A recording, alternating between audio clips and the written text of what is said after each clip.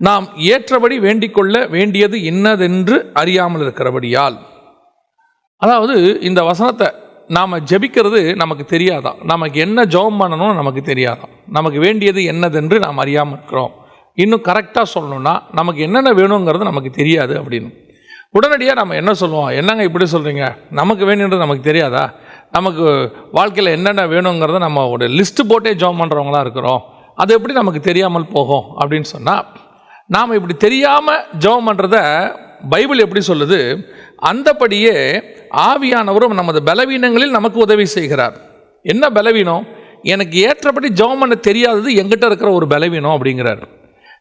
பிதாவின் சித்தம் என்னவென்பதை அறிந்து அதுக்கு ஏற்ற ஜெபத்தை பண்ணணும். அந்த ஜெபத்தை நீங்கள் செய்யும் போது பிதா உங்களுக்கு அதை உடனடியாக அருளி செய்வார்.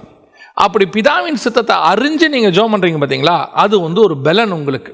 பிதாவின் சித்தங்கிறத நம்ம அப்படியே அறிஞ்சிக்கிட்டே வந்தோன்னா, அவர் கூட நடக்கவே ஆரம்பிச்சிட்டோன்னா, தேவ சித்தம் என்னங்கிறத நம்ம தெரிய ஆரம்பிச்சிட்டோம்னா, நம்ம ப்ரேயரும் அதுக்கேற்ற மாதிரி இருக்கும். உதாரணமாக இயேசுடைய ப்ரேயர் எடுத்துக்கோங்க. கெத்செமனேல அவருக்கு பிதாவின் சித்தம் என்னதென்று நல்லா தெரியுது, நல்லாவே அவருக்கு தெரியும். நான் இந்த வழியாக போய் தான் பாடுகளை நான் சந்திக்கணும், சந்தித்து அந்த பாடுகள் மத்தியிலிருந்து நான் ஒரு மீட்பை கொண்டு வரணுங்கிறது அவருக்கு தெளிவாக தெரியுது. ஆனாலும் அவர் என்ன ஜெபம் பண்ணுறாரு, ஆண்டவரே இது ரொம்ப கடினமான பாதை, உமக்கு சித்தமானால் இந்த பாத்திரம் என்னை விட்டு நீங்கும், இல்லாவிட்டால் உங்களுடைய சித்தத்தின்படியே செய்யுங்க அப்படிங்கிறார். அப்போ அவருக்கு சித்தம், பிதாவின் சித்தம் என்னங்கிறது நல்லா தெரியுது, தெரிஞ்சுட்டு இந்த ஜெபம் பண்ணுறார். ஆனால் உங்களுக்கு எனக்கு இப்போ என்ன பிரச்சனை, பிதாவின் சித்தம் என்னன்னு நமக்கு தெரியாது. நம்முடைய தேவன் நமக்கு என்ன வச்சிருக்கிறாரு, நம்ம எப்படி போகணும், என்ன பண்ணணும், என்ன ஜெபிக்கணும். பின்னாடி அந்த வசனம் என்ன சொல்லுது, நான் என்ன ஜெபம் பண்ணணுங்கிறதே எனக்கு தெரிய மாட்டேங்குது, அது எங்கிட்ட இருக்கக்கூட ஒரு பலவீனம். என்னை பொறுத்த வரைக்கும் நான் விரும்பினதெல்லாம் ஜெபம் பண்ணுறேன், எனக்கு என்ன தேவைன்னு படுதோ எல்லாம் ஜெபம் பண்ணுறேன். பல நேரங்களில் பாருங்கள், நம்ம பிள்ளைகள் நம்ம இடத்துல சில பொருட்கள் கேட்பாங்க. நீங்கள் பீச்சுக்கு போகும்போது எல்லாம் கேட்பாங்க. அந்த பொருளை நீங்கள் அவங்க ஆசைப்பட்டாங்கன்னு வாங்கி கொடுப்பீங்க. ஆனால் அந்த பொருளை நீங்கள் பாருங்கள், 2 நாளைக்கு மேலே யூஸ் பண்ண மாட்டாங்க. சிலர் ஒரு வாரம் யூஸ் பண்ணிட்டு தூக்கி போட்டுருவாங்க. இப்போ அது அவங்களுக்கு தேவையா தேவையில்லையா அப்படின்னு பார்த்தீங்கன்னா, அவங்க வாழ்க்கைக்கு அது தேவை கிடையாது. ஆனால் ஆசைப்பட்டாங்க, அதை நம்ம வாங்கி கொடுக்குறோம். ஆனால் அது ஒரு மூலையில் கொண்டு போய் கிடக்குது. அந்த பொருள் விரயம் அதெல்லாம் 2வது, பண விரயம் அதெல்லாம் 2வது. ஆனால் அது தேவையா தேவையில்லையா உடனே கேட்குறோம். இந்த மாதிரி நம்ம ஆவிக்குரிய வாழ்க்கையிலும் இருக்கிறது.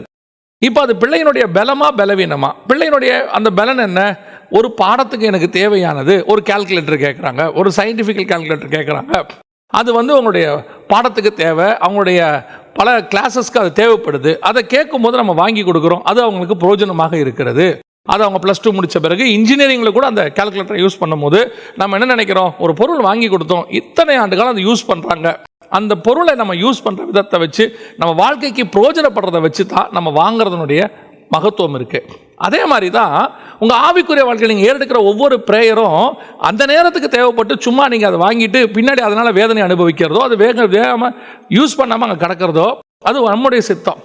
பிதாவின் சித்தம்னு ஒன்று இருக்குது, அதை கேட்டு நம்ம செய்கிறோம் பாருங்களேன், அது நம்முடைய பலனாமா. அவருக்கு தெரியும் உனக்கு என்ன வேணும்னு, அதுவே எனக்கும் தெரியும், நான் அதை கேட்பேன், அவர் எனக்கு இது கொடுப்பார். இன்றைக்கி நிறைய பேர் எங்ககிட்ட கேட்குற கேள்விகளில் மிக முக்கியமானது என்னென்னா, தேவசித்தம் அறிவது எப்படி, தேவசித்தம் அறிவது எப்படி அப்படின்னு சொல்லி.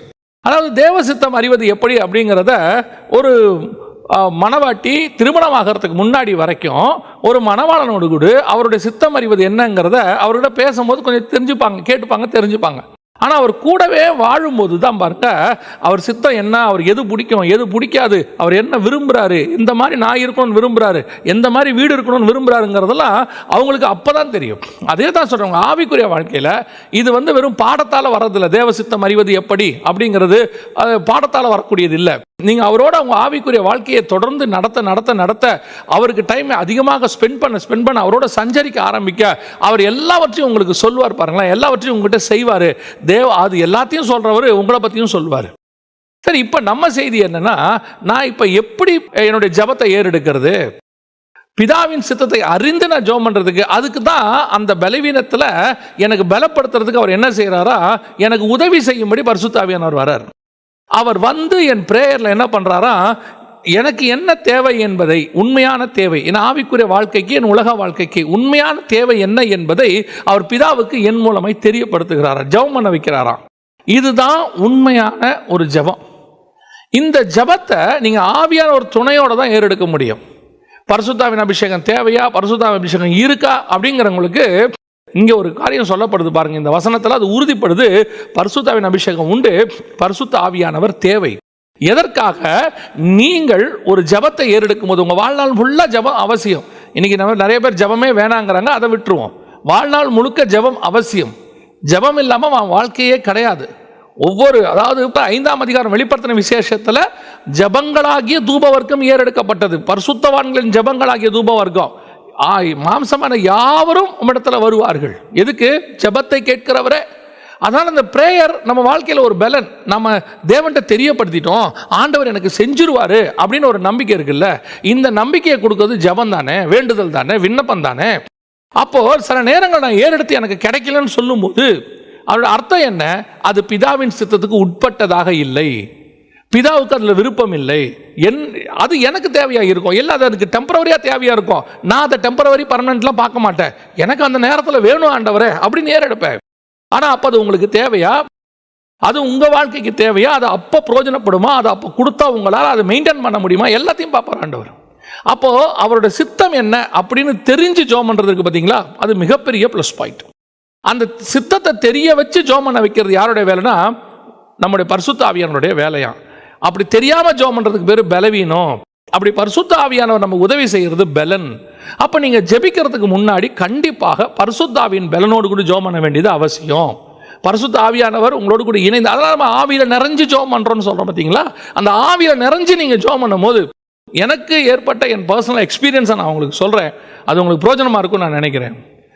தினந்தோறும் காலையில் ஜெபம் பண்ணும்போது ஒரு நாள் காலையில் ஒரு விசேஷமாக அந்த ஜெபம் போகிறத என்னால் உணர முடிஞ்சிச்சு. அதாவது சில பாடல்களை ஆவியானவர் எனக்குள்ளே இருந்து பாட வைக்கிறார். அப்போ நம்ம பாடிக்கிட்டே இருக்கிறோம், நல்லா துதிச்சுக்கிட்டே இருக்கிறோம், ஆராதனை பண்ணிக்கிட்டே இருக்கிறோம். அப்போ பண்ணும்போது சில பாடல்களை, குறிப்பிட்ட பாடல்களை ஆவியானவர் ஏறெடுக்க வைக்கிறார். அந்த பாடல்களை ஏறெடுத்து ஆராதனையின் உச்சத்துக்கு போய் நம்ம ஜெபம் பண்ணிக்கிட்டே இருக்கிறேன். அந்த நேரத்தில் ஆவியானவர் சொல்கிறாரு, அந்த ஒரு விண்ணப்பம், நான் அப்போ ஞாபகத்தில் எனக்கு அது இல்லை, அந்த விண்ணப்பத்தை சொல்லி, இப்போ அந்த விண்ணப்பத்தை ஏறெடு, உனக்கு தேவன் பதில் கொடுப்பாருங்க. கரெக்டாக அந்த விண்ணப்பத்தை ஏறெடுக்கும் போது எனக்குள்ள ஒரு உத்தரவாதம் வருகிறது, அல்லது எனக்கு மறு உத்தரவு கிடைக்கிறது, அதை நிச்சயம் உனக்கு செய்வேன் என்று சொல்லி. இதுதான் பரிசுத்த ஆவியானவர் நமக்கு உதவி செய்கிறது. நம்ம ஜெபிக்கிறோம், அது மெத்தட் ஒன்று உண்டு, அதை நம்ம பாட்டு ஜெபம் பண்ணிகிட்டே இருக்கிறோம். சில நேரங்களில் போய் ஜெபத்துக்கு நம்ம என்ன செய்வோம்னா, நம்முடைய தேவைகளை சொல்லிட்டு வந்துடுவோம், ஒரு அப்ளிகேஷன் போடுற மாதிரி. ஆனால் அக்னாலஜ்மெண்ட் வந்துச்சா, அப்ளிகேஷனை போட்டிங்களே, திருப்பி அவங்க அதை ஏற்றுக்கொண்டோம், நாங்கள் பதில் தருகிறோம், அதுக்குன்னு ஒரு அக்னாலஜ்மெண்ட் ஒன்று திருப்பி ஒன்று கொடுப்பாங்க, அதுக்கு பேர் அக்னாலஜ்மெண்ட் கார்டு.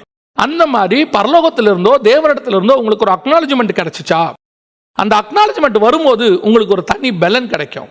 அந்த அக்னாலஜ்மெண்ட்டை வாங்குற வரைக்கும் எப்படி ஜெபம் பண்ணணும்னு சொல்லி கொடுக்கறது பரிசுத்த ஆவியானவருடைய வேலை. அவர் அப்படி நமக்கு உதவி செய்வார். அப்போ நாம் இந்த ஜெபத்தை ஏறெடுக்கும் போது எப்படி ஜெபம் ஏறெடுக்கிறோம், எதற்காக ஜெபம் ஏறெடுக்கிறோம், அதுதான் இருக்கிறதுலே ரொம்ப முக்கியம். பாருங்களேன், போன எஸ்தருடைய செய்தியில் ராஜாவுக்கு முன்பாக நிற்க அப்படிங்கிற ஒரு செய்தியில் நீங்கள் பார்த்தீங்கன்னா, அவங்க வஸ்திரம் தரித்து, ராஜ வஸ்திரம் தரித்து கொண்டு வந்து நின்னாங்க, உள்முற்றத்தில் வந்து நின்னாங்க. இது எல்லாத்தையும் நம்ம பார்த்தோம். அவங்க உபவாசிச்சுட்டு வந்து நின்னாங்க. ஸோ இதெல்லாம் ப்ரேயர் எடுக்கிறதுக்கு ஒரு ப்ரிமினரி ஒர்க். இதெல்லாம் வெளியே நடக்கிற சம்பவம்னு வச்சுக்கோங்களேன். அவங்க வெளியே நடத்திட்டு உள்ளே வந்து தான் அவங்க விண்ணப்பத்தை ராஜா கிட்ட ஏறெடுக்கிறாங்க. எங்கே வந்து ஏறெடுக்கிறாங்க? உள்முற்றத்தில் ஏறெடுக்கிறாங்கன்னு பார்க்குறோம். இதைத்தான் நம்ம போன அந்த செய்தியில் பார்த்தோம். மகா பரிசுத்த ஸ்தலத்துக்குள்ளே போய், அதாவது தேவன் இருக்கிற இடத்துக்கு போய் நம்ம போகணும். நம்ம ஆராதனைகளையும் அது செய்யும். பள்ளிபீடத்துக்கிட்டேருந்து ஏறெடுக்கிறதுன்னு ஒரு இருக்குது, ஜெபம் இருக்குது. வெளியே இருந்தே நீங்கள் ப்ரேயரை ஏறெடுக்கலாம். பாருங்களேன், அந்த வெளியே இருந்து ப்ரேயர் எடுக்கும்போது அதற்கான தேவைகள் வேற, அதற்கான ஒரு பதிலும் வேற தான். இப்போ உதாரணமாக எஸ்தருக்கு 2 இடத்துல இந்த மாதிரி ஒரு சம்பவம் நடக்குது. உதாரணமாக அதே எஸ்தரின் புஸ்தகத்தை நீங்கள் வாசிக்கும் போது, எஸ்தர் கொண்டு போய் ஏகா என்பவருடைய கரத்திலே ஒப்படைக்கப்படுகிறார்கள். 2ஆம் அதிகாரம் 8வது வசனம், ராஜாவின் கட்டளையும் தீர்மானமும் பிரசித்தமாகி அநேகம் பெண்கள் கூட்டப்பட்டு சூசான் அரண்மனையில் உள்ள ஏகாவின் வசத்தில் ஒப்படைக்கப்படும் போது, இந்த ஏகாவினுடைய கரத்தில் ஒப்படைக்கப்படுறாங்க. இந்த ஏகா வந்து பரிசுத்த ஆவியானவருக்கு ஒரு அடையாளமாக, ஏன்னா அங்கே 7 தாதிமார் இருக்கிறாங்க, 7 சபை இருக்குது, அங்கே கொண்டு போய் சபை ஒப்படைக்கப்படுது, 7 சபையினுடைய உபதேசம் ஒப்படைக்கப்படுது, அங்கே பரிசுத்த ஆவியானவர் அவளை உருவாக்குற, இதெல்லாம் நம்ம பழைய செய்திகளில் பார்த்துட்டோம். ஆனால் இங்கே இன்னும் பார்க்க வேண்டிய ஒரு விஷயம் என்ன அப்படின்னு கேட்டிங்கன்னா, இப்போ எஸ்தர் உள்முற்றத்தில் ஏறெடுத்த விண்ணப்பத்திற்கும் இங்கே அவளுக்கு கிடைக்கிறதுக்கும் வித்தியாசம் இருக்குது. உதாரணம் பாருங்க, 2ஆம் அதிகாரம் 13ஆம் வசனம். இப்படி ஜோடிக்கப்பட்ட பெண் ராஜாவினிடத்தில் பிரவேசிப்பால், கன்னிமாடத்திலிருந்து தன்னோடு கூட ராஜ அரண்மனைக்கு போக அவள் தனக்கு வேண்டும் என்று கேட்பவையெல்லாம் அவளுக்கு கொடுக்கப்படும். நல்லா கவனிச்சு கொள்ளுங்க, கேட்பவையெல்லாம் அவளுக்கு கொடுக்கப்படும். அவள் என்னென்ன கேட்கிறாளோ எல்லாம் கொடுக்கப்படும், அத்தனையும் கொடுக்கப்படும். ஆனால் எஸ்தர் மட்டும் எதையுமே வாங்கி கொள்ளவில்லையா. அவ என்ன பண்ணாலும் ஏகா தனக்கு என்ன கொடுத்தானோ அதை மாத்திரம் அவள் வாங்கி கொண்டாளாம். 15வது வசனம். மொர்தெக்காய் தனக்கு குமாரத்தியா ஏற்றுக்கொண்டவளும் அவன் சிறிய தகப்பனாகிய அபியாயலின் குமாரத்தியுமாகிய எஸ்தர் ராஜாவினிடத்தில் பிரவேசிக்கிறதற்கு முறை வந்தபோது அவள் ஸ்திரீகளை காவல் பண்ணுகிற ராஜாவின் பிரதானியாகிய ஏகாய் நியமித்த காரியமே அல்லாமல் வேறொன்றையும் கேட்கவில்லை. அப்ப இதுதான் ரொம்ப விசேஷம். அதாவது என்னன்னு கேட்டீங்கன்னு சொன்னா, வெளியே இவள் வெளியே கேட்கறதுக்கும் ராஜ உட்முற்றத்தில் கேட்கறதுக்கும் வித்தியாசம் இருக்கு. வெளியே இவ என்ன கேட்டாலும் கிடைக்கும். ஆனால் வசனம் சொல்லுது, எஸ்தர் ஒன்றையும் கேட்கவில்லை. அவளுக்கு என்ன கொடுக்கப்பட்டதோ அதை மட்டுமே அவள் கேட்டாள். இதுதான் ரொம்ப முக்கியம். இன்னைக்கு நம்முடைய ஜெபம் எந்த மாதிரி ஜெபமா இருக்கு, எதற்காக ஜெபிக்கிறோம் அப்படின்னு தான் முக்கியம். இன்னைக்கு நாம பலிபீடத்துக்கு வெளியே இருந்துகிட்டு, உலகத்தில் இருந்துகிட்டு, பலிபீடத்துக்கிட்ட இருந்துகிட்டு, இன்னும் சொல்ல போனா எஸ்தருடைய புஸ்தகத்தின்படி அரண்மனைக்கு வெளியே இருந்துகிட்டு, ராஜாவுடைய சமூகத்துக்கு போகாம வெளியே இருந்துகிட்டு நாம கேட்கறது எல்லாமே கிடைக்கும். ஆனா நம்ம எதை பாருங்க, இன்னைக்கு நம்ம இதைத்தான் கேட்டுக்கிட்டு உட்காந்துருக்கிறோம். ஒரு சாரார் பெண்கள் என்ன பண்ணாங்களா, அந்த ராஜகுமாரத்தியாக யார் செலக்ட் பண்றாங்களோ அதுக்காக பெண்கள் எல்லாம் கூட்டப்பட்டாங்க. அத்தனை பேர் என்ன பண்ணாங்களோ அவங்க கேட்டதெல்லாம் கிடைத்தது. என்ன வேணாலும் இல்லைங்க, அது தப்பு கிடையாது, அவங்க இஷ்டம், அவங்க கேட்டுக்கிட்டாங்க. ஆனா எஸ்தருடைய நோக்கம் ஒன்று இருக்கிறது. நான் விண்ணப்பம் ஏறெடுக்கிறதுக்கோ நான் பெற்றுக்கொள்வதற்கோ இது ஏற்ற இடம் இல்லை, இங்க எனக்கு கிடைக்கும். இன்னைக்கு இந்த மாதிரி 2 வகையான கூட்டம் இருக்கிறது. உங்களுக்கு சொல்லிக் கொடுக்கிறவர்கள் என்ன சொல்லிக் கொடுக்கிறார்கள், என்ன வேணாலும் கேளுங்க, உங்களுக்கு கிடைக்கும், தப்பு கிடையாதுங்க. கர்த்தர் உங்களை ஆசீர்வதிக்க தான் விரும்புறாரு, கர்த்தர் உங்களுக்கு கிருபையா இருக்கிறாரு. இந்த பூமியில நீங்க எது கேட்டாலும் கொடுப்பேன், என் நாமத்தினால எதை கேட்டாலும் கொடுப்பேன். உண்மை, இதுல எந்த மாற்று கருத்தும் இல்லை. அவர் கொடுக்கிறதற்கு தயாராக இருக்கிறார். ஆனால் எல்லாவற்றையும் அனுபவிக்க எனக்கு அதிகாரம் உண்டு. இந்த இடத்துல பாருங்க, இந்த பெண்களுக்கு எல்லாவற்றையும் அனுபவிக்க அதிகாரம் உண்டு, எஸ்தருக்கும் அதிகாரம் உண்டு. ஆனால் எஸ்தருக்கு தெரியும், எல்லாமும் எனக்கு தகுதியாயிராது. எதை ஏறெடுக்கணும், எதை விண்ணப்பத்தை ஏறெடுக்கணும், எதை பெற்றுக்கொள்ளணும் அப்படிங்கிறது எனக்குன்னு ஒன்று லிமிட் இருக்கு. நான் அந்த இடத்துக்கு போய் தான் அதை கேட்பேன். இங்க கிடைக்கிறது எதுவுமே எனக்குரியதல்ல, எனக்கு விருப்பமானதல்ல, நான் வாஞ்சிக்கிறது அல்ல. ஆனால் நான் ஆசைப்பட வாய்ப்பு இருக்கு, கேட்டால் கிடைக்கவும் எனக்கு வாய்ப்பு இருக்கிறது. ஆனால் என்னுடைய ஆசை இது அல்ல. நான் வெளியே இருக்கிறத எதையுமே கேட்கல. ஆனால் இங்கே எனக்கு கர்த்தர் என்ன கொடுக்குறாரோ அதை நான் வச்சுக்கிறேன். இப்போ எஸ்தருக்கு என்னங்க செஞ்சுருப்பாங்க, எல்லாருக்கும் கேட்டது கிடைச்சிச்சு. எஸ்தர் மட்டும் என்ன பண்ணியிருப்பாங்க, கிழிஞ்ச துணி கொடுத்துருப்பாங்களா, காலையில் எழுந்திரிச்சோன்னே கஞ்சி கொடுத்துருப்பாங்களா, இல்லை அதுக்கப்புறம் மதியானத்துக்கு மேலே பழைய சாதம் கொடுத்துருப்பாங்களா, இல்லை படுக்கிறதுக்கு ஒரு பாயை கொடுத்து வெளியே கொடுத்துருப்பாங்களா? இந்த பெண்களுக்கு எல்லாம் என்ன கிடைத்ததோ அதே தான் எஸ்தருக்கும் கிடைச்சிருக்கும். எந்த மாற்று கருத்தும் இல்லை. ஏன்னா எல்லாரையும் பார்க்குற மாதிரி தான் எஸ்தரையும் பார்த்துருப்பாங்க. இவங்க எல்லாருக்கும் கிடைக்கிறது எஸ்தருக்கும் கிடைச்சிச்சு. இவங்க என்ன பண்ணுறாங்க, கூடவே இன்னும் கொஞ்சம் கேட்டுக்கிறாங்க, ஏங்க எனக்கு இன்னும் கொஞ்சம் கொடுங்க, ட்ரெஸ்ஸில் இன்னும் கொஞ்சம் நகை கொடுங்க, நான் போட்டுக்கிறேன், இன்னும் கொஞ்சம் ட்ரெஸ்ஸில் வேற மாதிரி கொடுங்க, இன்னும் கொஞ்சம் சாப்பாட்டில் கிராண்டாக கொடுங்க. எஸ்தர் நினைக்கிறா, இதெல்லாமே எல்லாருக்கும் தானே கிடைக்குது, நானே இதையும் கேட்டால் என்ன பிரயோஜனம், இதுலேயே இன்னும் கொஞ்சம் அதிகமாக கேட்கறதுல என்ன பிரயோஜனம் இருக்கு? காண்கிறவைகள் எல்லாம் அனித்தியமானவைகள். இதையே எல்லாரும் கேட்கிற, உலகத்தானும் கேட்கறதையே நானும் கேட்டா எனக்கும் உலகத்தானுக்கு என்ன வித்தியாசம்? இந்த உலகத்தின் மக்கள் எதன் மேல் வாஞ்சியாய் வெறியாய் எதன் மேல் அலைகிறார்களோ அதன் மேல் நானும் அலைந்தால் என்ன வித்தியாசம் எனக்கும் அவங்களுக்கும்? நான் இதற்காக வரவில்லை, என்னுடைய தேவை இதுவும் இல்லை. இதையெல்லாம் ஏகாகட்ட நான் கேட்காமையே எனக்கு கிடைக்கும். ஏன்னா கேட்காமையே ஏகா என்ன ராஜாக்குன்னு ரெடி பண்ணிட்டு இருக்கிறாரு. நான் ராஜகுமாரத்தி, நான் தேவனுடைய சபை, எனக்கு கர்த்தர் எல்லாத்தையும் கொடுப்பாரு. ஆனால் என்னுடைய தேவை இது அல்ல. இங்க உட்கார்ந்துகிட்டு எல்லாரும் கொடுங்க பாருங்க, எல்லாரும் கேட்கறதா நானும் கேட்டுக்கிட்டு இருக்கேன். நீங்க என்ன பெருசா நீங்க தேவன்கிட்ட கேட்டீங்க? வீடு கேட்டிருப்பீங்களா, இல்ல நகை கேட்டிருப்பீங்களா, இல்ல உங்க பிள்ளைகளுக்கு ஒரு நல்ல வரன் கேட்டிருப்பீங்களா, உங்க பையனுக்கு ஒரு வேலை கேட்டிருப்பீங்களா, இல்ல நல்ல ஒரு கார் கேட்டிருப்பீங்களா, இல்ல உங்க ஆபீஸ்ல ஒரு ப்ரொமோஷன் கேட்டிருப்பீங்களா, இல்ல எல்லார் மத்தியிலையும் ஒரு நல்ல அந்தஸ்து, நல்ல ஒரு பேர், ஒரு புகழ், இதை தவிர வேற என்ன கேட்டோம்? நம்ம வேற என்ன இருக்கு இங்க கேட்கறதுக்கு? நீங்க கொஞ்சம் யோசிச்சு பாருங்க. எல்லாரை விட ஒரு மேன்மையான போஸ்டிங், ப்ரொமோஷன், இல்ல ஆபீஸ்ல ஒரு நல்ல போஸ்டிங், சரி அதை விட்டுருங்க. என் குடும்பத்துல ஒரு நல்ல பேரு, எங்க குடும்பத்தில் இருக்கிற எல்லாரை விட ஒரு பெரிய வீடு, உலகத்திலேயே எல்லாரை விட பெரிய வீடு நம்ம கேட்க போறது இல்லை. நம்ம கேட்டா என்ன கேட்போம்? என் குடும்பத்தில் இருக்கிறவங்களே நான் கொஞ்சம் ஆசீர்வாதமா, இல்லையா? எனக்கு ஒரு ஆசை இருக்கு, சின்ன வயசுலேருந்து நான் ஆசைப்பட்டேன் ஆண்டவரை, அது எனக்கு கொஞ்சம் கிடைக்குமா? இதை தவிர்த்து வேற என்ன கேட்டோம்? இப்போ இருக்கிற காரை விட இன்னும் கொஞ்சம் நல்ல காரு, கொஞ்சம் பெரிய காரு. ஏன் நாங்கள் ஒரு 5 பேர் ஆகிட்டோம், 7 பேர் ஆகிட்டோம், ஆண்டவரை இன்னும் கொஞ்சம் பெரிய கார். இதை தவிர நான் என்ன கேட்டேன்? இதே தானே உலகத்தானும் கேட்கிறான். உலகம் அதைத்தானே கேட்கிறது, நானும் அதைத்தான் கேட்கிறேன், எல்லா கன்னிகளும் அதைத்தான் கேட்கிறார்கள். எஸ்தர் நானும் அதையே கேட்கிறேனே. அப்ப எனக்கும் அவங்களுக்கு என்ன வித்தியாசம்? ஏன் நான் நிற்கிற இடம் இது, இங்கே நான் இதுதான் கிடைக்கும், இந்த இடத்துல எனக்கு இதுதான் கிடைக்கும். இதை தவிர்த்து நான் கேட்கிறது ஒன்று இருக்கிறது. அது எங்க போய் கேட்கணும்? உள்முற்றத்தில் கேட்கணும். ஆனால் அங்கே கேட்கறது என்ன கேட்பேன் தெரியுமா? அங்கே போய் நிற்கும் போது ராஜா எங்கிட்ட ஒரு காரியம் சொல்கிறாரு. ராஜா என்ன சொல்கிறாரு பாருங்க, 5ஆம் அதிகாரம் 3வது வசனம். ராஜா அவளை நோக்கி, எஸ்தர் ராஜகுமாரத்தியே, உனக்கு என்ன வேண்டும்? நீ கேட்கிற மன்றாட்டு என்ன? நீ ராஜ்யத்தில் பாதி கேட்டாலும் உனக்கு கொடுக்கப்படும் என்றாள். அப்படின்னா என்ன அர்த்தம்? இப்போ உள்முற்றத்துக்கும் வந்துட்டா, அவள் உள்ளேயும் வந்தாச்சு. இப்போ அவளுக்கு அடுத்த ஆஃபர் கிடைக்குது. முதல் ஆஃபர் என்ன? எல்லா ஸ்திரீகளுக்கும் கிடைச்சது, அவளுக்கு கிடைச்சது. வேணா இன்னும் அதிகமாகவும் கிடைக்கும். அவள் அந்த எதையுமே கேட்கல. வேண்டாம், நான் கேட்கறதுக்கு ஒன்று வரும், நான் அதை கேட்பேன். இப்போ வந்தாச்சு. இப்போ வந்து நின்ன உடனே ராஜா கேட்குறான், உள்முற்றத்துக்கும் வந்தாச்சு. ராஜா கேட்குறான், உனக்கு என்னம்மா வேணும்? ராஜ்யத்தில் பாதி கேட்டாலும் உனக்கு கொடுக்கப்படும் என்றால். ராஜ்யத்தில் பாதினா எவ்வளோ தெரியுங்களா? கிட்டத்தட்ட குறைஞ்சபட்சம் ஒரு 60 நாடு.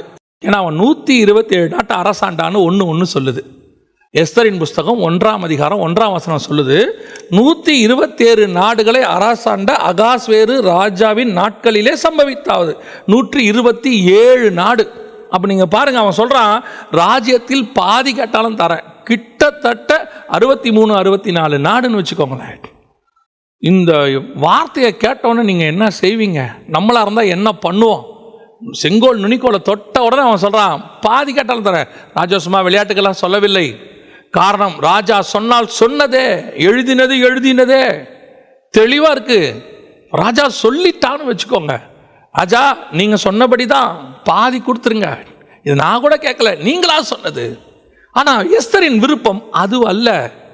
63 நாடுகள் என் விருப்பம் அல்ல ராஜா, என்னுடைய விருப்பம் வேறொன்று இருக்கிறது. இதுதான் என் பலமா பலவீனமா என்பது இருக்கிறது. என் பலவீனம் எது? 64 நாடு உனக்கு கையில் வருது, இது பலன். ஆமா தானே? நம்மளை பொறுத்த வரைக்கும் அதான பலன். ஒருவேளை திடீர்னு கூப்பிட்டு, ஒரு பெரிய ஆர்கனைசேஷன் இருக்கு, வேர்ல்டுலேயே மிகப்பெரிய ஆர்கனைசேஷன், ஒரு நிமிஷத்துக்கு பல 1000 கோடி ரூபா சம்பாதிக்கிற ஆர்கனைசேஷன் வச்சுக்கோங்களேன், ஒரு கூகுள் மாதிரியோ மைக்ரோசாஃப்ட் மாதிரியோன்னு வச்சுக்கோங்களேன். அந்த இதை உனக்கு நான் எழுதி கொடுக்குறேன். அந்த மாதிரி ஒரு 60 கம்பெனி, உலகத்தில் இருக்கிற ஃபர்ஸ்ட் 60 கம்பெனிஸ் ஆர்கனைசேஷன்ஸ் உன் கையில் எழுதி கொடுக்குறேன்னு சொன்னால், நீங்கள் வேணான்னு சொன்னால் உலகம் சொல்லும் அது உன் பலகீனம். ஏன்? அறிவில்லை உனக்கு. எவ்வளோ பெரிய சான்ஸு, அவங்களே சொல்கிறாங்க எழுதி கொடுக்குறேன், ஏன் வேணாங்கிற? திடீர்னு கூப்பிட்டு 50,000 கோடி தரேன்னு சொன்னா, நீ வேணான்னு சொன்னா அது உன் பலகீனம். உனக்கு கேட்க தெரியலப்பா, பாரு என்ன சான்ஸ் பாரு, 63 நாடு கிடைக்குது, நீ வேணாங்கிறிய. அப்போ பரிசுத்தாவியை பொறுத்த வரைக்கும் எது பலன்? அவர் சொல்றாரு, உன் பலவீனங்களிலே நமக்கு உதவி செய்யும்படி பரிசுத்தாவியானவர் ஜபங்களை ஏறெடுக்க உதவி செய்கிறார். அப்ப என் பலன் எது? இந்த 63 நாடா? என் பலன் எது? இங்க இருக்கிறதுல ஒரு பெரிய உயர்வா? என் பலன் எது? என்னுடைய தேவையா? என் வாழ்க்கைக்கு தேவையான அன்றாட வாழ்க்கைக்குரிய தேவையா? என் பலன் எது? என் எதிர்காலத்துக்குரியதான தேவையா? என் பலன் எது? என் பிள்ளைகளுக்குரியதை கேட்பதா? இல்லை, இதெல்லாம் என் பலகீனம். இது அத்தனையும் அழியக்கூடியது. அந்த நிமிஷத்துக்கு வேணா அது யூஸ் ஆகும், ஆனா அடுத்த நிமிஷத்துக்கு அது யூஸ் ஆகாது. நாளைக்கு இன்னும் விலைவாசி ஏறிட்டா இன்னைக்கு நீ கேட்கக்கூடியதான அந்த உயர்வு நாளைக்கு பற்றாக்குறைக்கு போயிடுமே, அது ஒரு பலகீனம். இன்னைக்கு நீ கேட்கக்கூடிய கார் இன்னொரு நாள் பழசா மாறிடுமே. இன்னைக்கு நீ கேட்கக்கூடிய வீடு நாளைக்கு உனக்கு பத்தாமல் போகலாமே. இன்னைக்கு நீ கேட்கக்கூடிய ஒரு ஆசீர்வாதம் நாளைக்கு மதிப்பில்லாமல் போகலாமே. எத்தனையோ காரியங்கள் அப்படி நடந்திருக்கிறது. அப்ப நான் இன்னைய பார்த்து, இப்ப இருக்கிறத பார்த்து, இன்னைய தேவையை பார்த்து நான் ஒரு கேள்வியை, ஒரு தேவையை என் தேவனிடத்தில் கேட்கிறேன் என்று சொன்னால் நான் பலவீனமானவன். அப்ப நான் இதுக்கெல்லாம் கேட்கவே கூடாதா? வசனம் சொல்லுது, நீ கேட்டுக்கொள்வதற்கு முன்பதாகவே உங்கள் பரமபிதா அறிந்திருக்கிறார். பாருங்க, கெட்ட நாமெல்லாம் கெட்டவங்க. வசனம் அப்படி சொல்லுது, பொல்லாதவர்களாகிய நீங்கள் உங்கள் பிள்ளைகளுக்கு நல்ல ஈவுகளை செய்யும் போது பரிசுத்த ஆவியாகிய தேவனை நமக்கு தேவன் கொடுப்பது அதிக நிச்சயம் அல்லவா? தேவன் பரிசுத்த ஆவியை கொடுப்பது அதிக நிச்சயம் அல்லவான்னு லூக்கால இருக்கு. அப்போ பரிசுத்த ஆவியை பிதா எனக்கு கொடுத்திருக்கிறாரு. எதுக்காக கொடுத்திருக்கிறாரு? அவருக்கு என்ன பிடிக்குமோ, எனக்கு என்ன தேவையோ அதை ரெண்டு பேருக்கு நடுவில் இருந்து கேட்க வச்சு வாங்கி கொடுக்கிற ஒரு மிகப்பெரிய மீடியேட்டராக பரிசுத்த ஆவியை நான் வச்சிருக்கிறேன். பரிசுத்த ஆவிக்குள்ள நிரம்பி நான் அதை கேட்கும் போது என்னையும் கேட்க வைப்பாரு, பிதா கிட்ட இருந்து அதை வாங்கி கொடுப்பாரு. ஆனா என்ன கேட்க வைக்கணுங்கிறது அவருக்கு தான் தெரியும், பரிசுத்த ஆவியானவருக்கு தான் தெரியும். எனக்கு தெரியாதுன்னு தான் அர்த்தம். இன்னைக்கு நான் அதை போட்டு என் வாழ்க்கைக்கு இதை கொடுங்க அதை கொடுங்க இப்படி கேட்க கேட்க கேட்க மற்ற பெண்களை போல நிற்கும் போது ஒரு லிமிட் வருது. நான் இன்னும் ஆவிக்குரிய வாழ்க்கையில் வளர்றேன், உள்முற்றத்துக்குள்ள வந்துட்டேன், பரிசுத்த ஸ்தலத்துக்குள்ள நுழைஞ்சிட்டேன், ஆவியானவரோடு கூட உறவாட தொடங்குற அந்த நேரத்தில் கூட என் மாம்சம் வெளிப்படும். எப்படி வெளிப்படும்? உன்னை கூப்பிட்டு நிற்க வச்சு கேட்பாங்க, 64 நாடு வேணுமா, ராஜ்யத்தில் பாதி வேணுமா? இயேசு கிறிஸ்து முதல் 2 சோதனைகளை ஜெயிக்கிறார். அந்த சோதனைகளுடைய அளவு பார்த்தீங்கன்னா உயர்வு இருக்கும். ஒன்று வனாந்தரத்தில் இருக்கும், அடுத்து உப்பரிக்கையின் மேலே இருக்கும், அதுக்கு அடுத்து மலைக்கு மேலே போகும். அதாவது ஸ்டாண்டர்ட் இன்க்ரீஸ் ஆகிட்டே போகும். அப்போ வனாந்தரத்தில் ஜெயிச்சு பிசாசை ஃபர்ஸ்ட் ரவுண்டு ஜெயிக்கிறாரு, அடுத்து உப்பரிக்கையிலையும் ஜெயிக்கிறாரு. இப்போ மேல் ரவுண்டு மேலே மலையின் அனுபவத்துக்கு வந்துட்டாங்க, உன்னதமான அனுபவத்துக்கு வந்துட்டாங்க. அந்த உன்னதமான அனுபவத்தில் மேலே நிற்கும் போது பிசாசு சொல்றான் இயேசுவை பார்த்து, இந்த உலகத்தின் ராஜ்யங்களும் அதன் மகிமைகளையும் காட்டி இது எல்லாம் எனக்கு தந்திருக்கு, அதை நான் உனக்கு தரேன். ஆகாஸ்வேரு ராஜா எஸ்தரை பார்த்து சொன்ன அதே ஸ்டேட்மெண்ட், த சேம் ஸ்டேட்மெண்ட். அவனாவது பாதி தரேன்னா, பிசாசு மொத்தத்தையும் தரான்னா, இயேசுக்கு எல்லாத்தையும் தரேன்னா உனக்கு. இப்படி பாருங்க, அவன் என்ன பண்ண சொன்னாங்கிறது ரெண்டாவது. ஆனால் அவன் தரேன்னு சொன்னான் பாருங்க, அந்த ஆசை காட்டுறது. உனக்கு என்ன வேணும்? இப்போ இயேசு எங்கே நிற்கிறார் தெரியுமா? மலைக்கு மேலே. மலையின் அனுபவங்கிறது வித்தியாசம். மோசே மலைக்கு மேலே போனார்னா வேற, 3 சீஷர்கள் மலைக்கு மேலே ஏறி போனால் அந்த அனுபவம் வேறு, எலியா மலைக்கு மேலே போனால் அந்த அனுபவம் வேறு. மலையின் அனுபவம் என்பது விசேஷமானது. அந்த மலையின் அனுபவத்துக்கு கூட்டிகிட்டு போய் நல்ல மகிமையில் இருக்கும்போது அங்கே என்ன கேட்குறான் தெரியுமா? ராஜ்யம் வேணுமா? இது ஒரு மிகப்பெரியதான வீழ்ச்சிக்கானது. ஆனால் அது என் பலவீனம், அந்த இடத்த நான் விரும்பிட்டேனா? ஆவிக்குரிய வாழ்க்கையில் உச்சத்துக்கு வரும்போது கூட இந்த மாம்சத்தின் தேவைகளோ அல்லது மாம்சத்துக்குரியதோ இந்த உலகத்தில் உரியதோ ஒரு ஆசை எனக்குள்ள ஒட்டிக்கிட்டே இருக்கும். ஆனால் அந்த நேரத்தில் நீங்கள் கேட்கறது ரொம்ப சீப்பானதாக இருக்காது, உலகத்திலேயே அது சீப்பானதாக இருக்காது, அது ஒரு காராக இருக்காது. ஏன்னா நீங்கள் அதுக்கு முன்னாடியே நல்ல காரெல்லாம் போயிட்டு இருப்பீங்க. உங்கள் ஆவிக்குரிய வாழ்க்கையோட உன்னத லெவலுக்கு நீங்கள் வரும்போது அதுக்கு ஒரு 20-30 வருஷம் ஆயிருக்கும், ஊழியம் வளர்ந்துருக்கும், நீங்கள் உங்கள் ஆவிக்குரிய வாழ்க்கை வளர்ந்துருக்கும், பிஸ்னஸ் வளர்ந்துருக்கும். நீங்கள் பார்த்தீங்கன்னா நல்ல ஒரு பெரிய கார் 30 லட்சம் 40 லட்சம் காரில் கூட இருப்பீங்க, ஒரு 1 கோடி ரூபா 2 கோடி ரூபா வீடு கூட கட்டியிருப்பீங்க. நீங்கள் பார்த்தீங்கன்னா உங்களுக்கு நல்ல ஃப்ரெண்ட்ஸு, நல்ல பெரிய சர்க்கிள் ஃப்ரெண்ட்ஸ் உருவாகி இருப்பாங்க, பெரிய பெரிய ஆட்கள் கூட தெரிஞ்சிருக்கும், எல்லாம் இருக்கும். இப்போ நீங்கள் போயிட்டு எனக்கு வந்துட்டு ஒரு சின்ன காரியத்தை நீங்கள் கேட்க போகிறது கிடையாதுன்னு வச்சுக்கோங்களேன். அந்த இடத்துல உங்களை ஆசை காட்டுறதுக்கு நிறைய விஷயம் இருக்கு. அங்கே வரும்போது மாம்ச தேவை கொஞ்சம் வேற மாதிரி இருக்கும். ஆனால் எஸ்தராக இருக்கட்டும், இயேசுவாக இருக்கட்டும், எஸ்தர்கிட்ட தேசத்தில் பாதி தரேன்னா, இயேசுகிட்ட உலகத்தின் மகிமையை மொத்தம் தரேன்னா, இந்த வாய்ப்பு அவங்களுக்கு கிடைக்கும் போது எங்கள் 2 பேருடைய விண்ணப்பம் என்னவா இருந்தது தெரியுமா? இது அல்ல, நான் இதுக்கா ஜீவனை பணைய வச்சு உள்முற்றத்துக்கு வந்தேன். ராஜா கூப்பிடாம உள்முற்றத்துக்கு வந்தா சாவேன்னு எனக்கு தெரியுமே. நான் வந்தது எதுக்கு? இந்த 60 ராஜ்யத்தில் பாதியை வாங்கிறதுக்காக நான் வந்தேன். இயேசு பிசாசை பார்த்து, ஏன்பா இந்த அழிஞ்சு போகிற உலகம், இந்த சாம்ராஜ்யங்கள் ஒளியும், ரோம சாம்ராஜ்யம் போகும், மற்ற சாம்ராஜ்யங்கள் வரும், இன்னும் எவ்வளவோ இருக்கு, இதெல்லாம் அழிஞ்சு போகிறது, காண்கிற எல்லாம் அனித்தியமானவைகள், இதை வாங்கிறதுக்காகப்பா நான் பரலோகத்தையே விட்டுட்டு கீழே வந்திருக்கிறேன். இந்த எண்ணம் உங்களுக்கு எனக்கும் வரணும். இந்த உலகத்தையே விட்டுட்டு சிலுவையை சுமந்துக்கிட்டு இயேசுக்கு பின்னாடி மேலே ஏறி வந்திருக்கிறேனே, எதுக்கு நான் வந்திருக்கிறேன்? ஒரு சிலருடைய சாட்சியை கேட்டேன், கொஞ்சம் வருத்தமாக இருந்தது.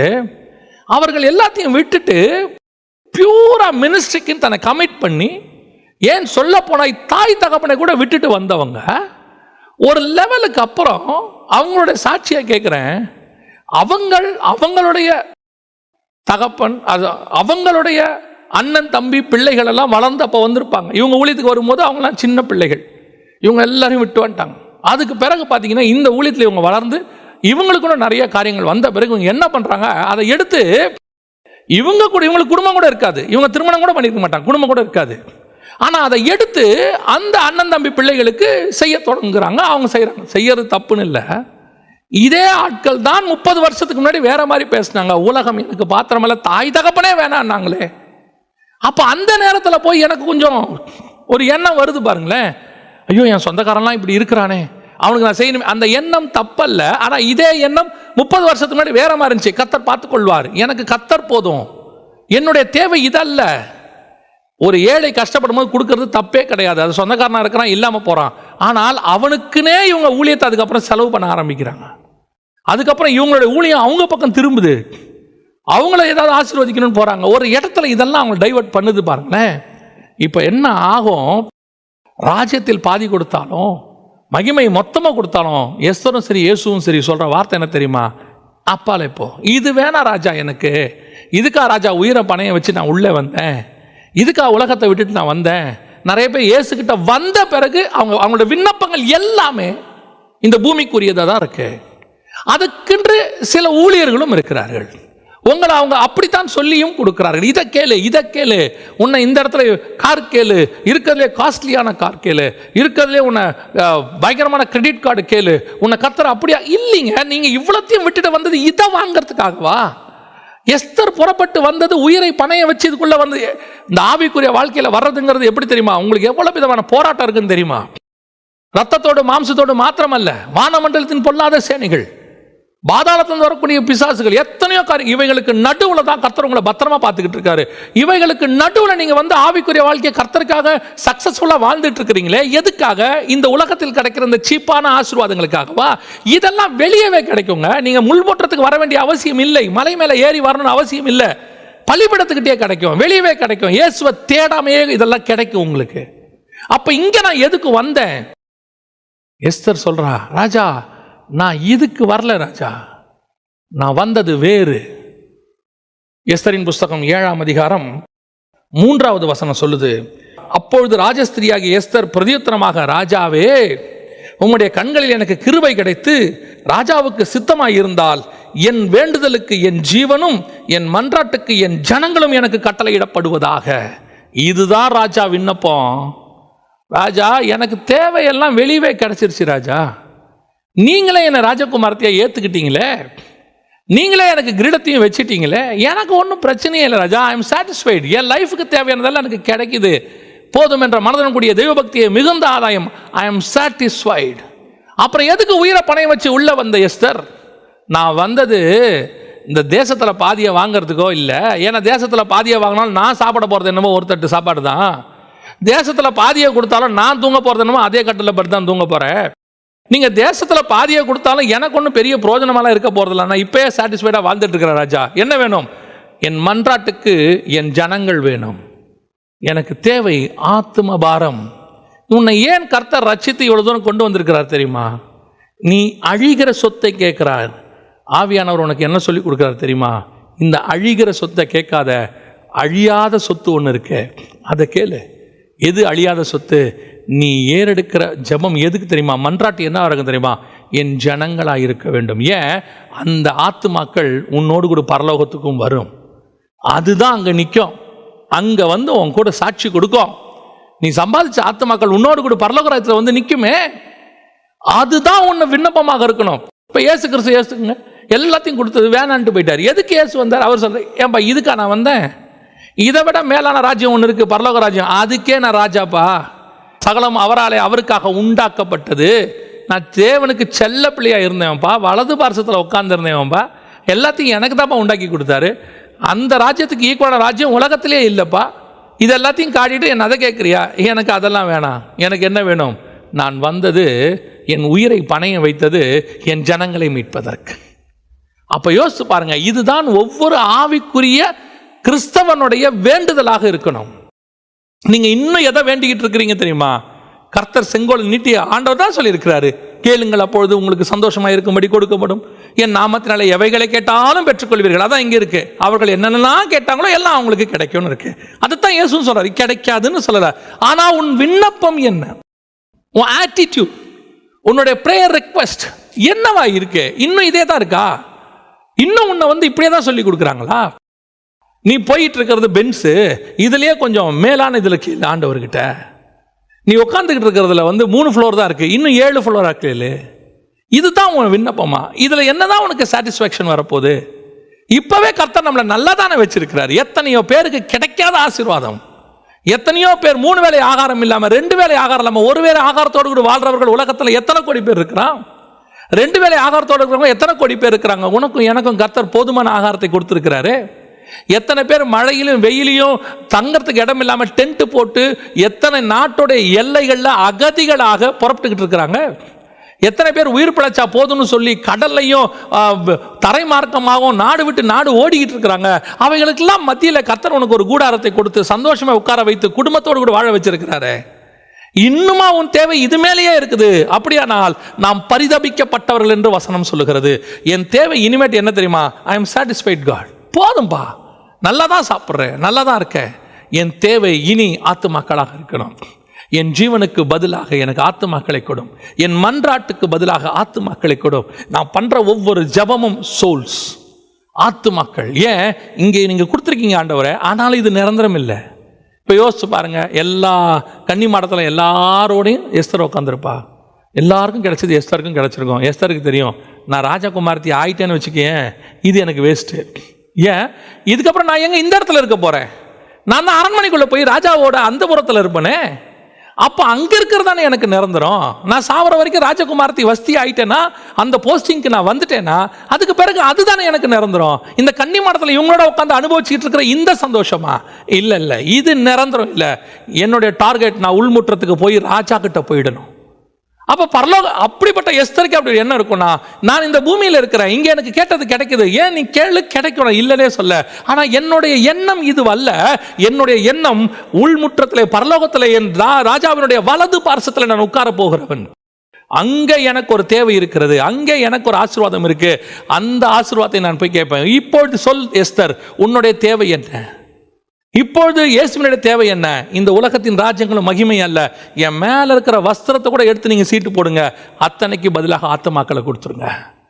அத்தனைக்கு பதிலாக எனக்கு ஆத்துமாக்களை கொடுத்துருங்க. இன்னைக்கு ஒவ்வொரு மிஷனரியும் அப்படிதான் போயிட்டு இருக்கிறான்.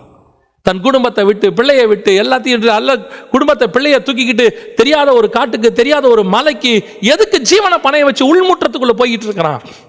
ஒவ்வொரு மிஷனருடைய தேவை என்ன? அங்க போய் பென்ஸ் வாங்கணும்னு போறானா? ஒரு மிஷனருடைய தேவை என்ன? அங்கே எப்படியாவது போய் 50,000 பேர் உட்கார சர்ச் கட்டணும்னு போறானா? அவனுடைய ஒரே நோக்கம், என் ஜீவனுக்கு பதிலாக ஜனங்கள், என் மன்றாட்டுக்கு பதிலாக ஜனங்கள். இது அவன் ஜீவனை பணை வச்சு போகட்டும். அட்லீஸ்ட் நாம பண்ற ஜெபமாவது அதுக்காவது இருக்கலாமே, நம்முடைய விண்ணப்பம் அதுக்காவது இருக்கலாமே. இன்னைக்கு நம்ம விண்ணப்பம் கூட அதுக்கு பண்ணலனா இப்படி நாம சாதாரண கன்னி மாடத்தில் இருக்கிற பெண்களை போல இருக்கிறோம். அங்கே என்ன கிடைக்குதோ அதிலே திருப்தி ஆகிறோம். நம்முடைய விண்ணப்பம் அதுவல்ல. உள்ள போனாலும் ராஜாவே சொன்னாலும் சரி, ராஜாவே சொல்லட்டும், உனக்கு ராஜ்யத்தில் பாதி எடுத்துக்கோ. இல்லை ஆண்டவரே இது வேணாம். ஏன் நான் ராஜ்யத்தில் 127 எனக்கு கிடைக்கும் ராஜா. ஏன் உங்க பக்கத்தில் உட்காந்துக்கிட்டா 127க்குமே நான் தானே ராஜகுமாரத்தி. நான் இதுல பாதியை வாங்குறது, நான் முழுசா வாங்கிக்கிறேன். அப்புறம் என்ன வேணும் உனக்கு? எனக்கு ஆத்துமாக்களை கொடுங்க. நான் ஒரு நாள் வந்து உங்க பக்கத்தில் உட்காந்துக்கிறேன், நான் ஒரு நாள் உங்க அருகில் வந்து உட்காந்துக்கிறேன், வலது பார்சல்ல உட்காந்துக்கிறேன். இந்த விண்ணப்பம் தான் உன்னுடைய விண்ணப்பமா இருக்கணும். இந்த விசுவாசம் உனக்கு இருக்கணும். இந்த பூமியில நீ எது வாங்கினாலும் பாதி தான், ஆனா பரலோகத்துக்கு போயிட்டா முழுசு. நாம தேவனுடைய பக்கத்துல வலது பார்சத்துல சபை ஸ்திரீயாக, மனவாட்டியாக உட்கார்ற இடத்துல உட்காரணும். அங்க என்ன நமக்கு தேவையோ அதை இங்க கேட்கணும் ராஜா கிட்ட. இந்த தேவைதான் எஸ்தர் கேட்ட தேவை. அதுதான் வசனம் சொல்லுது, நீ உன் பலவீனமான காரியங்களை கேட்கிறப்பா, நீ பலமா கேட்கறதுக்கு பரிசுத்த ஆவியானவர் உதவி செய்வார். எது பலன்? பூமியில் இருக்கிற எதை கேட்டாலும் அது பலவீனம். இது பலன் தெரியுமா? அழியாதது பலன். ஒரு பலவீனனுக்கும் பலவானுக்கும் என்ன வித்தியாசம்? அவர் ரொம்ப பலவீனங்க, ஹாஸ்பிட்டல்லே இருப்பார், எப்போ சாவார்னு தெரியாது. அவர் பாருங்க, ஆள் நல்லா ஸ்டவுட்டாக இருக்கிறார், நல்லா பலமாக இருக்கிறாருங்க, இன்னும் 10-15 வருஷத்துக்கு தாங்குவார். அதே மாதிரி தான் இன்னும் விண்ணப்பத்திலையும் பலன் இருக்கு, பலவீனம் இருக்கு. அழிஞ்சு போகிறதை கேட்கறது பலவீனமான விண்ணப்பம். அழியாதவைகளை கேட்பது ஆத்மா அழியாது, அது பரலோகத்தில் உன் கூட இருக்க போது, நீ சம்பாதிக்கிற அத்தனை ஆத்மா அங்கே வரும். அதுதான் பலமான விண்ணப்பம். அந்த விண்ணப்பத்தை ஆண்டவர்கிட்ட கேளுங்க. இது எதையுமே கேட்காதீங்க. நான் சொல்றேன், இது எதையுமே கேட்காதீங்க. இவையெல்லாம் உங்களுக்கு கூட கொடுக்கப்படும். குருவிக்கு கொடுத்தவர், பூக்கு கொடுத்தவர், சாலமோனுக்கு கொடுத்தவர், அதிலும் மேலானவர், பெரியவர் ஒருவர் நம்மோடு கூட இருக்கிறார். அவர் இன்னும் மேலானவைகளை நமக்கு தரவும் வல்லமையுள்ளவராய். இந்த பூமியில் இப்போ நம்ம வேணான்றோம், அதனால எதுவுமே வேணாம் உதறிட்டோமா? எல்லாம் அவர் என்ன கொடுக்குறா அதை வச்சுக்கிட்டு அப்பப்போ ஓடிக்கிட்டு இருக்கணுங்க. அந்த இடத்துல ஒரு போட்டு தேவைப்படுது, அந்த போட்டில் ஏற்பா எல்லாம் போகலாம். இவ்வளோ பேர் போட்டில் போய் 12 பேர் ப்ளஸ் இயேசு 13 பேர் போட்டில் போய் அந்த பக்கம் போயிட்டு இந்த பக்கம் வரணும்னா போட்டுக்கு ரொம்ப செலவாகும். என்ன செய்யலாம், நீங்கள் 6 பேர் இங்கே இருந்துக்கோங்க, நான் 6 பேர் அங்கே போய் கூப்பிட்டு போய் மினிஸ்ட்ரியை முடிச்சுட்டு வந்துடுறேன் நான் இயேசு சொன்னார். 12 பேரை கூட்டிகிட்டு போகிறதா இருந்தால் சாப்பாடு செலவு ரொம்ப ஆகும், ஒரு 6 பேர் இங்கே இருங்க, நான் 6 பேரை போய் முடிச்சுட்டேன் ஒரு சாப்பாடு செலவு, அப்படியா சொன்னார்? இல்லை, வாங்க 12 பேர் தேவை இருக்கா, 13 பேரும் போகும். இன்றைக்கி இருந்தால் என்ன சொல்லுவாங்க, எங்கள் பாரு 13 பேர் மொத்தமாக கிளம்பி ஒன்றா வந்துடுறாங்கப்பா அப்படி தான் சொல்லுவாங்க. அதை பற்றி கவலையே கிடையாது. தேவை உள்ள எதுவாக இருந்தாலும் தேவன் தருவார். வாட் எவர் இட் இஸ், உன் ஊழியத்தின் தேவை, உன் ஆவிக்குரிய தேவை, உன் உலகத்தின் தேவை, உன் பிள்ளைகளின் தேவை எல்லாத்தையும் பரலோகம் பார்த்துக்குவோம். அதெல்லாம் தர மாட்டேனே கர்த்தர் சொல்ல. ஆனால் உன் தேவை அது அல்ல, என் விண்ணப்பம் என் மன்றாட்டு அது அல்ல, என் மன்றாட்டு ஆத்துமாக்கள். அதை நான் கேட்பேன், ஆண்டவர் இது எனக்கு தருவார். ரெண்டாவதாக எஸ்தர் கேட்டதில் ஒரு மிக முக்கியமான ஒரு காரியம் ஆவியானவருடைய அந்த நடத்துதல் பாருங்களேன். எஸ்தர் போய் கேட்ட உடனே ராஜா ஓகே சொல்லிட்டாரான்னு பார்த்தீங்கன்னா, எஸ்தர் கேட்ட விதத்தில் ஒரு டிஃபரன்ஸ் இருக்குது. என்ன டிஃபரன்ஸ் இருக்குது? 8ஆம் அதிகாரம் எஸ்தரின் புஸ்தகம் 3வது வசனம். பின்னும் எஸ்தர் ராஜ சமூகத்தில் பேசி அவன் பாதங்களில் விழுந்து அழுது, நல்லா கவனிங்க, விழுது அழுது ஆகியான ஆமானின் தீவினையையும் அவன் யூதருக்கு விரோதமாய் செய்ய யோசிக்க யோசனையும் பரிகரிக்க அவனிடத்தில் விண்ணப்பம் பண்ணினாள். இந்த விண்ணப்பத்தோடு கூட அவள் எதை சேர்த்துக்கிட்டா தெரியுமா? கண்ணீரை சேர்த்துக்கிட்டான். ஆத்துமாக்களுக்கு நீங்கள் ஜெபம் பண்ணும் போது கண்ணீரை சேர்த்துக்கணும். கண்ணீரோடு சேர்ந்து நீங்கள் ஜெபம் பண்ணுறது தான் ரொம்ப முக்கியம். இப்போ நீங்கள் வாசிங்க ரோமருக்கு நிருபம் 8ஆம் அதிகாரம் 26 நம்ம பரிசுத்த ஆவியானவர் உதவி செய்கிறார் சொன்னமே, அவர் எப்படி விண்ணப்பத்தை ஏறெடுக்கிறார் பாருங்களேன். அந்தபடியே ஆவியானவரும் நமது பலவீனங்களில் நமக்கு உதவி செய்கிறார். நாம் ஏற்றபடி வேண்டிக் கொள்ள வேண்டியது என்னதென்று அறியாமல் இருக்கிறபடியால் ஆவியானவர் தாமே வாக்கு கடங்காத பெருமூச்சுகளோடு நமக்காக வேண்டுதல் செய்கிறார். வாக்கு கடங்காத பெருமூச்சுகளோடு, அப்படியே அவரால் வாக்குக்கு அடங்கலையாம், வார்த்தையில் சொல்ல முடியாத பெருமூச்சு விட்டு வேண்டுதல் செய்கிறார். அவரால் என்ன செய்ய முடியலையாமா, வார்த்தையிலே சொல்ல முடியல, அப்படி பெருமூச்சோடு ஆண்டவரே. இதுதான் விண்ணப்பம் செய்கிற முறை. அதாவது வார்த்தையோட அழகாக நீங்கள் விண்ணப்பத்தை ஏறெடுக்கலாம், தப்பு கிடையாது. ஆனால் ஒரு லிமிட்டுக்கு மேலே உனக்கு ஆத்ம பாரம் அழுத்துமானால் உங்களால் அழாமல் இருக்க முடியாது. இயேசு அழுத இடங்களெல்லாம் பாருங்கள். எருசலேமை பார்த்து ஒரு அழுவார். உனக்கு கிடைச்ச இந்த நாளிலாவது நீ சமாதானத்தை தெரிஞ்சு கொண்டா நலமாக இருக்குமே. இயேசு எருசலேமை பார்த்து கண்ணீர் விட்டார். இன்னொரு இடத்துல பாருங்க, மரியாள் அழும்போது, யோவான் எழுதின சுவிசேஷத்தில் லாசரு மரித்த போது மரியாள் அழுத போது இயேசு கண்ணீர் விட்டார். நீ அழுதினா தேவனால் அழாமல் இருக்க முடியாது. நீ அழுதினா ஆவியானவரால் அழாமல் இருக்க முடியாது. ஆவியானவருக்கு என்ன சொல்லி கொடுக்குறா தெரியுமா? உன் விண்ணப்பம் நிறைவேறுவதற்கு உன் கண்ணீர் ஒரு மூலதனம். ஆனால் இதை மாய்மாலமாக செய்யக்கூடாது. ஒரு சிலருக்கு பாரம் இருக்காது, துக்கம் இருக்கும். பாரம் வேறு, துக்கம் வேறு. துக்கம் தொண்டை அடைச்சா கண்ணில் தண்ணி வரும், இது யூஸ்வல், எல்லாருக்கும் வரும், அத்தனை பேருக்கும் வரும். ஆனால் ஒரு சிலர் எதுக்குமே கலங்க மாட்டான். அவன் அழுதான்னு வச்சுக்கோங்களேன், அவன் சொல்லுவாங்க, அவனே அழுதுட்டாயா, அவன் இருதயமே உடஞ்சிருச்சு, அவனே கல்தெஞ்சு அவனே அழுகுறாயா அப்படின்னு சொல்கிறாங்க. பார்த்தீங்களா? அதைத்தான் சொல்கிறேன். எதுக்குமே அழாத நீ ஆத்துமாக்களுக்கு அழணும். சிலர் எதுக்கு எடுத்தாலும் அழுவாங்க, அவங்கள விட்டுருவோம். அவங்களுக்கு கரண்ட் போனால் கூட அழுவாங்க. அவங்க உட்காந்து சாப்பிட்ற நேரத்தில் கரண்ட் போச்சு என்ன நடக்குமோ, அவங்க சிலர் சொல்கிறத நான் கேட்டிருக்கிறேன். ஐயோ திடீர்னு கீழே கண்ணாடி டம்ளர் விழுந்து உடஞ்சிருச்சு, என்ன நடக்குமோ இன்னைக்கு. ஒன்றும் நடக்காது. அது கை தவறி கீழே ஒரு நாளைக்கு கண்ணாடி செய்கிற கடையில் எத்தனை கண்ணாடி உடையுது. அப்போ வேலை செய்கிறவங்க வீட்டிலலாம் அபசகனமாக நடக்குதா? எத்தனை கரண்ட் வேலை செய்கிறாங்க, அவங்க செய்யும் போதே ஃபியூஸ் கேரர் எடுத்து வச்சுட்டு ஆஃப் பண்ணிட்டு தான் வேலையே செய்வாங்க. அதனால் அன்றைக்கி என்ன அபசகனமா? அதெல்லாம் ஒன்றும் இல்லைங்க. அந்த மாதிரி உடனே துக்கம் வந்துடும். துக்கம் அன்னைக்கு ஏதாவது நடந்த உடனே சொல்லுவாங்க, எனக்கு அப்போவே தெரியுங்க, காலையிலே கண்ணாடி உடஞ்சிச்சு. இந்த துக்கத்தை, இந்த கண்ணீரை கர்த்தர் சொல்லலை. கர்த்தர் எந்த கண்ணீரை சொல்கிறார் தெரியுமா? அழாத இயேசு. இயேசுக்கே எல்லாம் தான் தெரியுமே. இயேசு யாரு? எவனை பார்த்தாலும் தைரியமாய் பேசுகிறவர், முகதாட்சண்யம் இல்லாதவர், சர்வ வல்லமை உள்ள தேவன். அவரே ஒரு இடத்துல உடஞ்சி அழுகிறார் பாருங்க. எதுக்கு? எருசலேமினுடைய ஆத்துமாக்களை பார்க்கும்போது, எருசலேம் பட போகிற பாடுகளை பார்க்கும்போது, எருசலேமே இன்னைக்காவது நீ மனம் திரும்ப மாட்டியா? கிடைச்ச இந்த சம்பத்தையாவது நீ பயன்படுத்தி கொள்ள மாட்டியா? கோழி தன் குஞ்சுகளை சேர்த்துக் கொள்வது போல எத்தனை முறை உன்னை நான் சேர்த்துக்கொண்ட தயாராக இருந்தேன். அதுதான் ஆத்மா பாரம். அந்த அழுகை, நான் சொல்கிறேன், அந்த அழுகையோடு நீங்கள் பண்ணுற விண்ணப்பம் ஆத்துமாக்களை கொடுக்காம போகவே போகாது, பரலோகத்தை அசைக்காமல் போகவே போகாது. கன்ஃபார்மாக பரலோகத்தை அசைக்கும். நீங்கள் ஏறெடுத்து பாருங்கள் விண்ணப்பத்தை, அது கன்ஃபார்மாக அந்த அந்த நீங்கள் ஏறெடுக்கிற அந்த ஒரு கூட்டமோ அல்லது ஒரு சுவிசேஷ கூட்டமோ அல்லது ஒரு ஒரு மக்களுடைய விடுதலையோ ஏதோ ஒன்று கன்ஃபார்மாக நடக்கும்.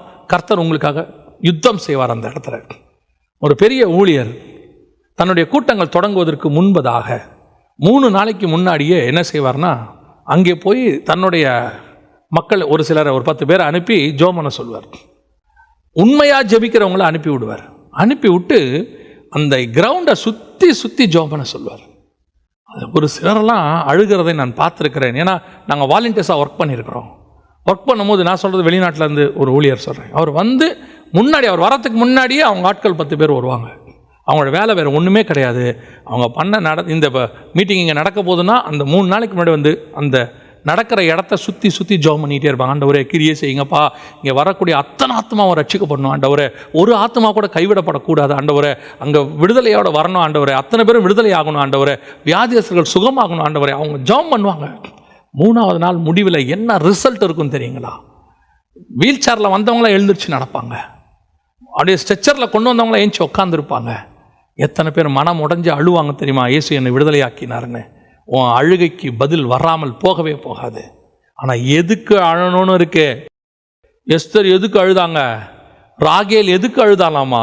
எனக்கு பிள்ளை கொடும் என்று அழுதாள். அதுக்கு அழுது வேற, அதனுடைய பர்சனல் விண்ணப்பம். அதை கர்த்தர் செஞ்சுட்டு போயிடுவார். அது ரொம்ப ஈஸி. ஆனால் ராஜாவின் உள் சமூகத்துக்கு போகும்போது இயேசு ஒரு இடத்துல எப்படி ஜெபம் பண்ணுறாருன்னு வசனம் சொல்லுது பாருங்க. ரோமர் நிருபம் 8ஆம் அதிகாரம் 34வது வசனம் சொல்லுது, ஆக்கினைக்குள்ளாக தீர்க்கிறவன் யார்? கிறிஸ்துவே மரித்தவர், அவரே எழுந்தும் இருக்கிறவர், அவரே தேவனுடைய வலது பார்சத்தில் இருக்கிறார், நமக்காக வேண்டுதல் செய்கிறவர் அவரே. நமக்காக வேண்டுதல் அங்கே உட்காந்து செஞ்சுக்கிட்டு இருக்கிறாராம். யோசிச்சு பாருங்க. ஆண்டவரே எல்லாத்தையும் முடிச்சிட்டம்பா, ஜாலியாக இருக்கலாம்ல. அவர் விண்ணப்பத்தை ஏறெடுத்துக்கிட்டே இருக்கிறாரா நமக்காக. எங்கே? பிதாவின் வலது பார்சத்தில் உட்காந்து, பக்கத்தில் உட்காந்து விண்ணப்பத்தை ஏறெடுத்துக்கிட்டே இருக்கிறார். ஏன் தெரியுமா? உனக்கு விரோதமாக ஒருத்தன் விண்ணப்பத்தை ஏறெடுத்துக்கிட்டு இருக்கிறான். இரவும் பகலும் சகோதரரை குற்றப்படுத்துகிறவன். உங்களுக்கு எனக்கு விரோதமாக ஒருத்தன் குற்றம் செஞ்சுக்கிட்டே இருக்கிறான். ஆண்டவரை இவன் இப்படி பண்ணுறான், ஆண்டவரை அவன் அப்படி பண்ணுறான், ஆண்டவரை இந்த மாதிரி குற்றப்படுத்துகிற ஒரு குரூப் இருக்கான். யாரு? பிசாசு நிற்கிது. அவன் ஏறெடுத்துக்கிட்டே இருக்கிறான் விண்ணப்பத்தை இரவும் பகலும். அவன் விண்ணப்பத்தை ஏறெடுக்கும் போது அவனுக்கு அகைன்ஸ்டாக உனக்காக எனக்கு அவன் விண்ணப்பத்தை ஏறெடுக்கிறது யார் தெரியுமா?